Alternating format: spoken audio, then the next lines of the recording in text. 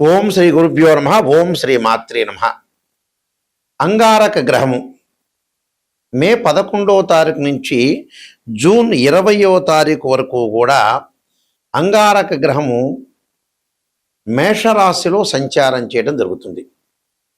అంటే స్వక్షేత్రంలో సంవత్సరం తర్వాత మళ్ళీ మేషరాశిలోకి కుజుడి యొక్క ప్రవేశం జరుగుతుంది. అంటే మే 11వ తారీఖున 12:30 నుంచి ప్రారంభమవుతుంది.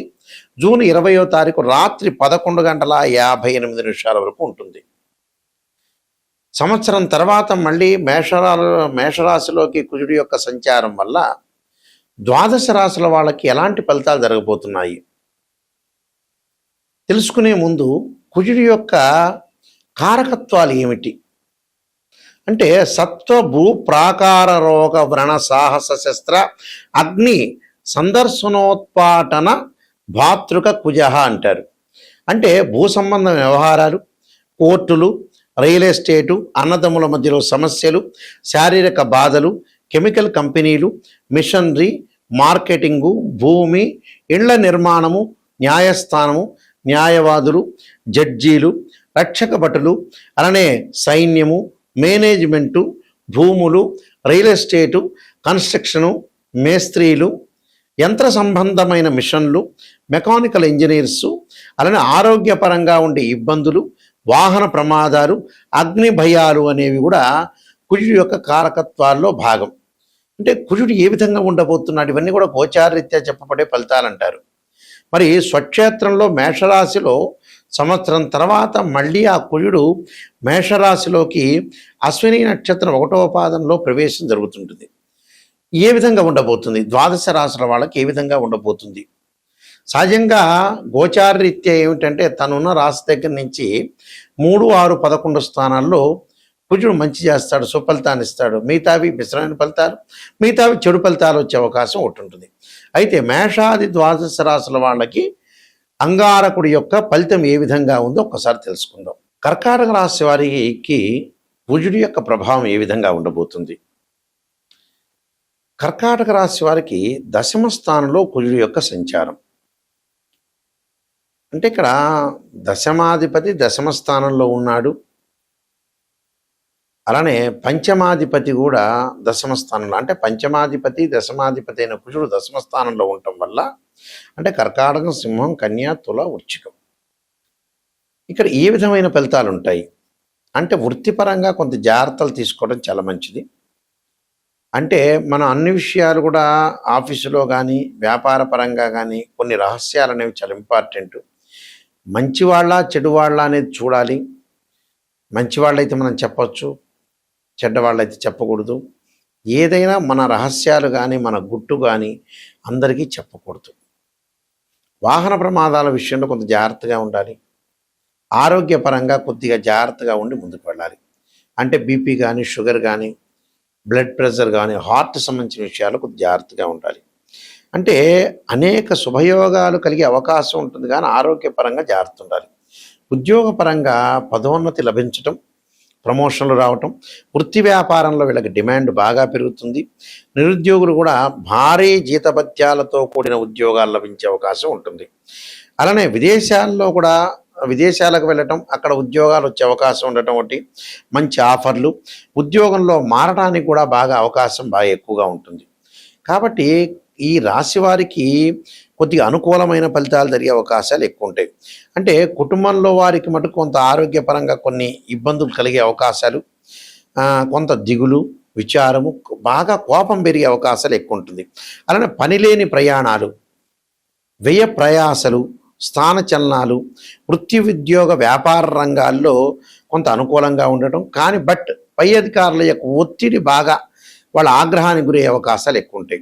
అలానే ఉద్యోగంలో ప్రమోషన్లు ఉంటాయి, నిరుద్యోగులకు అనుకూలంగా ఉంటుంది, విదేశాలకు వెళ్ళే అవకాశాలు ఎక్కువ ఉంటాయి, ఫ్లాట్లు అలాంటివన్నీ కూడా కొనుగోలు చేసే అవకాశాలు ఖచ్చితంగా ఉంటాయి. అలానే కోప ఉద్రిక్తతలు మాత్రం తగ్గించుకోవాలి. అంటే బంధుమిత్రులతో విరోధ భావాలు రాకుండా, కోర్టు సమస్యలు రాకుండా, ఎలాంటి ఇబ్బందులు కలగకుండా కొద్దిగా జాగ్రత్తగా ఉండి ముందుకు వెళ్ళాలి. అంటే ప్రతి విషయంలో కూడా కొన్ని ప్రాబ్లమ్స్ వచ్చే అవకాశాలు ఉంటాయి. అలాంటి ప్రాబ్లమ్స్ రాకుండా చాలా జాగ్రత్తగా అనుసరించి ముందుకెళ్తే మనం లైఫ్ను లీడ్ చేయగలిగే అవకాశాలు ఎక్కువ ఉంటుంది. అదే విద్యార్థులకు కొంత అనుకూలమైన కాలం అని చెప్పుకోవచ్చు. అలానే కెమికల్ సంబంధించిన కంపెనీలకు కానీ, రియల్ ఎస్టేట్కి కానీ, కన్స్ట్రక్షన్స్ కానీ వీళ్ళందరికీ కూడా కొంత అనుకూలంగా ఉంటుంది. ఎలాంటి ఇబ్బందులు ఉండవు. ఎలాంటి ఆలోచనలు చేయకుండా చాలా జాగ్రత్తగా ఆలోచన చేసి ముందుకెళ్ళాలి. ఎవరితో కూడా గొడవలు పడకుండా, బంధుమిత్రులతో కొంత కలహాలు రాకుండా కొద్దిగా జాగ్రత్త వహించి ముందుకు వెళ్ళాలి. ఎందుకంటే వృత్తిపరంగా అనుకూలంగా ఉంటున్నా కూడా మన జాగ్రత్తలో మనం ఉండటం చాలా ఇంపార్టెంట్. కాబట్టి మీరు కొన్ని పరిహారాలు చెబుతున్నా, ఆ పరిహారాల వల్ల కూడా మీకు పరిపూర్ణంగా 90% బాగుంది. 10% ఆ పరిహారాల వల్ల మీరు అనుకూలమైన ఫలితాలు జరిగే అవకాశాలు ఖచ్చితంగా ఉంటాయి. కుజగ్రహం వల్ల కొన్ని రాసుల వాళ్ళకి మంచి, కొన్ని రాసుల వాళ్ళకి చెడు జరగటం అనేది జరుగుతూ ఉంటుంది. అయితే భయభ్రాంతులు చెందాల్సిన పని లేదు. జన్మ జాతకం వేరు, గోచారం వేరు. జన్మ జాతకంలో ఏమిటనంటే చాలామంది కుజదోషం అని భయపడుతూ ఉంటుంటారు. మనకి యాక్చువల్గా ఏమిటనంటే ఏదైతే కుజదోషం గురించి బాధపడుతున్న వ్యక్తులకి 13 నక్షత్రాల వాళ్ళకి కుజదోషం వర్తించదు. కొన్ని లగ్నాల వాళ్ళకి, కొన్ని రాసుల వాళ్ళకి కూడా కుజదోషం అనేది వర్తించదు. అసలు ఏ నక్షత్రాల వాళ్ళకి వర్తించదు, ఏ లగ్నాల వాళ్ళకి, ఏ రాసుల వాళ్ళకి వర్తించదు అనేది చాలా ఇంపార్టెంట్ పాయింట్ ఇందులో. అయితే అది జన్మజాతకం చూసినప్పుడు వాళ్ళకి ఏ నక్షత్రం అవుతుందో మనం చూసుకొని దాన్ని చెప్పొచ్చు. 13 నక్షత్రాల వాళ్ళకి ఇప్పుడు అశ్విని, మృగశిర, పునర్సు ఇలాంటి నక్షత్రాల వాళ్ళకి రేవతి కానీ, అనురాధ కానీ ఇలాంటి కొన్ని 13 నక్షత్రాల వాళ్ళకి, కొన్ని రాసుల వాళ్ళకి కానీ, కొన్ని లగ్నాల వాళ్ళకి కానీ కుజదోషం అనేది వర్తించదు. అలానే కుజుడు గురువుతో కలిసిన గురువు యొక్క దృష్టి కుజుడి మీద ఉన్నా కూడా మనకి కుజదోషం అనేది వర్తించదు. కాబట్టి ఇది గమనించాలి. ఇది జన్మ జాతకం. అయితే మనం ప్రస్తుతం చెప్తున్నది ఏంటంటే గోచారం. గోచార పరంగా తమ రాశి నుంచి 3, 6, 11 స్థానాల్లో కుజుడు ఉంటే మంచివాడు. మిగతా రాశుల్లో మిగతా స్థానాల్లో ఉంటే మిశ్రమైన ఫలితాలు, చెడ్డ ఫలితాలు జరిగే అవకాశం ఉంటుంది. అలా భయభ్రాంతులు చెందాల్సిన పని లేదు. మరి కుజుడు మనకి గోచారరీత్యా అనుకూలంగా లేకపోతే, కుజుడు యొక్క ప్రభావం అనేది మన జాతకం మీద ఉంటే ఏం చేయాలి, అసలు ఎలాంటి పరిహారాలు చేయాలి? టోటల్గా జన్మ జాతకమైన గోచారమైనా కూడా బోత్. కుజుడికి అధిదేవతల ప్రత్యదేవతలు ఉంటారు.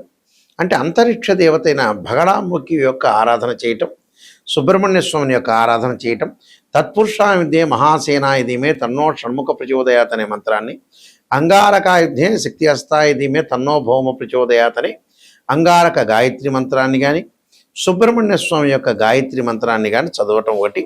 అలానే అంగారకుడికి అధిదేవత ప్రత్యదేవతలు ఉంటారు, పృథ్వీ. అలానే క్షేత్రపాలకుడిని కూడా ఆరాధన చేయాలి. పృథ్వీ దేవతను, అలానే క్షేత్రపాలకుని ఆరాధన చేయాలి. అలానే అధిష్టాన దేవతను సుబ్రహ్మణ్య స్వామిని, అంతరిక్ష దేవత అయిన భగడాముఖి దేవిని కూడా ఆరాధన చేయడం చాలా మంచిది. అంటే జాతక చక్రంలో కుజుడు నీచబడినా, కుజదోషం ఉన్నా, అలానే కుజుడు అనుకూలంగా లేకపోయినా కూడా మనం దాని యొక్క పరిహారాన్ని చేసుకొని ముందుకెళ్ళటం అనేది చాలా ఇంపార్టెంట్. ఎందుకంటే కుజరాహువులు కలిసినా లేదా శని రాహువులు కలిసినా ఉన్నవారు కూడా కొన్ని మంచి విషయాలు జరిగే అవకాశాలు ఎక్కువగా ఉంటాయి. కాబట్టి కొద్దిగా జాగ్రత్తగా ఆలోచన చేసి అసలు జాతకంలో ఏంది, కుజుడు నీచబడ్డాడా, శత్రుక్షేత్రంలో ఉన్నారా, అలానే కుజుడు యొక్క కలయిక ఏ విధంగా ఉండబోతుంది అంటే కుజరాహుల యొక్క కలయిక, కుజకేతుల యొక్క కలయిక, కొన్ని కలయికలు ఉంటాయి. కొన్ని కలయికలు మంచివి, కొన్ని కలయికలు చెడ్డగా ఉంటాయి. కాబట్టి జాతకపరంగా భగడాముఖి దేవిని ఆరాధన చేయటం చాలా మంచిది. అలానే మంగళవారం రోజున ఉపవాసం ఉండటం మంచిది. అలానే రెండు జంట సర్పాలను దానం చేయటం కూడా చాలా మంచిది. ఈ పరిహారాలు చేసుకుంటే అంగారకుడి యొక్క దోషం పోతుంది. అలానే అంగారక పాశుపతాస రుద్రాభిషేకం కూడా ఉంటుంది. అది కూడా చేసుకోవటం వల్ల కూడా చాలా మంచి జరుగుతుంది. అలానే అంగారకుడు మనకి నవగ్రహాల్లో అంగారకుడు ఉంటారు. అంగారకుడికి కూడా ఖచ్చితంగా పంచామృతంతో, పండ్ల రసంతో, చెరుకు రసంతో అభిషేకం చేయటం, అలానే కందులు, ఎర్రని వస్త్రము, ఎర్రని పూలు, ఎర్రని ధాన్యం, ఎర్రని కందిపప్పు దానం చేయటం చాలా మంచిది. దానివల్ల కూడా కుజదోషం అనేది తొలగిపోతుంది. కానీ చాలామంది కూడా ఈ మధ్యన కుజదోషం అంటారు. వాళ్ళ జన్మ గోచారీత్యా కాకుండా భర్త చార్ట్ ప్రకారంగా 2, 4, 7, 8, 12 స్థానాల్లో ఉంటే దాన్ని కుజదోషం అంటారు. కానీ 13 నక్షత్రాల కుజదోషం వర్తించదు. కొన్ని రాసుల వాళ్ళకి, కొన్ని లగ్నాల వాళ్ళకి కూడా కుజదోషం వర్తించదు. అది గమనించాలి. అది జన్మజాతకాన్ని చూస్తే మనకు తెలుస్తుంది. అయితే నేను కాలసర్పయోగము, కాలసర్పయోగ చంద్రిక, రాహుకేతులు, ఛాయాగ్రహాలు, అలానే జాతక చంద్రిక, వివాహ మార్తాండము, స్వప్నశాస్త్ర ఫలదీపిక, పుత్రగణపతి వ్రతము, బృహత్ పరిహార సింధు, నవగ్రహాలకి దోష పరిహారానికి దశమహావిద్యల యొక్క స్తోత్ర పారణాలు, ప్రిడిక్షన్ ఆఫ్ ఆస్ట్రాలజీ, పుత్రగణపతి వ్రతము, ఇలాంటి నెంబర్ ఆఫ్ ఆస్ట్రాలజీ బుక్స్ రాశాను. అలానే సర్వదేవతా గోత్రపురులు పార్ట్ 1, పార్ట్ 2. అయితే రాజమండ్రి మోహన్ పబ్లికేషన్ వాళ్ళకి దగ్గర ఇవన్నీ కూడా పుస్తకాలు దొరుకుతాయి. వాళ్ళే ఇవన్నీ కూడా పబ్లికేషన్ చేసింది. లేకపోతే నా దగ్గర కూడా ఈ పుస్తకాలన్నీ కూడా దొరుకుతాయి. అయితే మా వెబ్సైటు www.nayakanti.com, www.nayakanti.in చూడండి. ఎందుకంటే జాతకాన్ని వాస్తవంగా ఏంటంటే ఏ జాతకాన్ని మీరు చెప్పించుకునేటప్పుడైనా కూడా కొన్ని విషయాలు మీరు గ్రహించాలి. అంటే ఉన్న వాస్తవాన్ని వివరించడం అనేది చాలా ఇంపార్టెంట్. జాతకం ఏదో చెప్పించుకున్నామంటే చెప్పించుకున్నాం అనేది కాదు. ఒక వివాహానికి, ఒక అబ్బాయికి కానీ అమ్మాయికి కానీ వివాహం చూడాలంటే ఖచ్చితంగా రాశిచక్రము, నవాంశము, భావచక్రము, దశలు, అంతర్దశలను చాలా ఇంపార్టెంట్. సంతానం కలగట్లేదా అనంటే రాశిచక్రము, సప్తమాంశచక్రము, భావచక్రము, దశలు, అంతర్దశలు. వృత్తిపరంగా ఇబ్బందులు కలుగుతున్నాయా?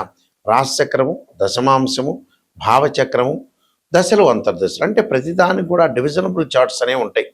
ఆ డివిజనబుల్ చార్ట్స్ కూడా మ్యాథమెటికల్ క్యాలిక్యులేషన్ వేసి ఉచ్చ నీచ స్థానాలు, ద్వాదశ భావాధిపతులు, రాస్యాధిపతులు, ఆ గడిలో ఏదైతే గ్రహం ఉంటుందో దాన్ని మూడింటిని కూడా అనాలిసిస్ చేయాలి.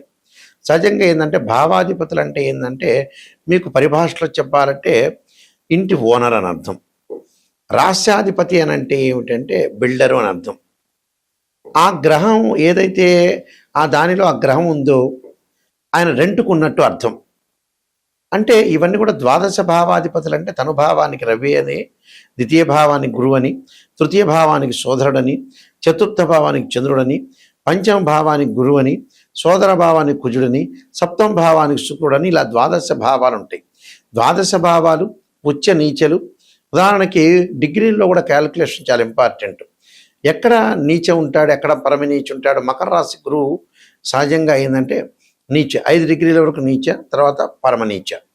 ఇలాగా ఏదైతే కుజుడు ఎక్కడ ఉచ్చ స్థానంలో ఉంటాడు, ఎక్కడ నీచ స్థానం, దాని యొక్క స్వక్షేత్రం ఏంటి అనేవన్నీ కూడా ఆలోచన చేయాలి. ఆలోచన చేసి ఎక్కడ మనకి నీచం ఉంటాడు, ఎక్కడ ఉచ్చలో ఉంటాడు.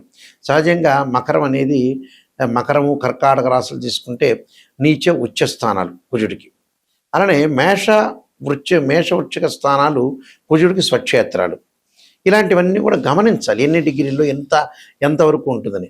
కాబట్టి ఖచ్చితంగా మీరు ఎక్కడో ఏదో విషయాన్ని ఆలోచన చేసి నిజాన్ని తెలుసుకుంటేనే మంచి జరిగే అవకాశం ఉంటుంది.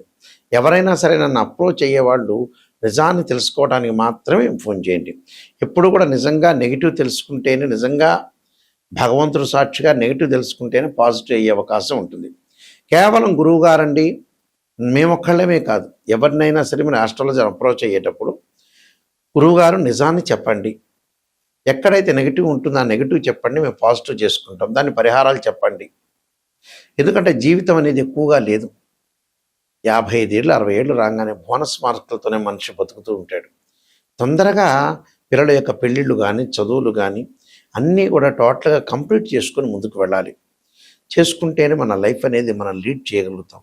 ఉన్న నిజాన్ని నేను చెబుతున్నాను. ఎందుకంటే నిజం తెలుసుకోవటం అనేది చాలా మీరు ఇంపార్టెంట్. నా ధర్మం కూడా నిజాన్ని చెప్పటమే.